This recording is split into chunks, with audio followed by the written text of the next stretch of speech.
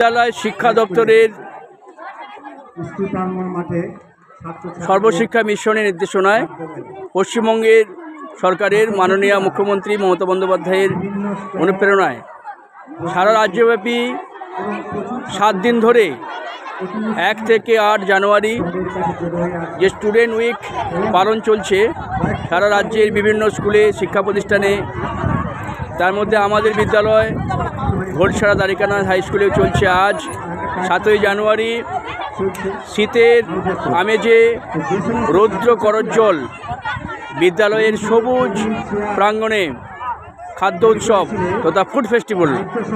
সেই ফুড ফেস্টিভ্যালে বিদ্যালয়ের ছাত্রছাত্রীরা তারা বানিয়েছে নানান বৈচিত্র্যে হরেক রকমের খাবার, খাদ্য গুণে পুষ্টিতে সমৃদ্ধ সেই খাবার, চিকেন মোমো,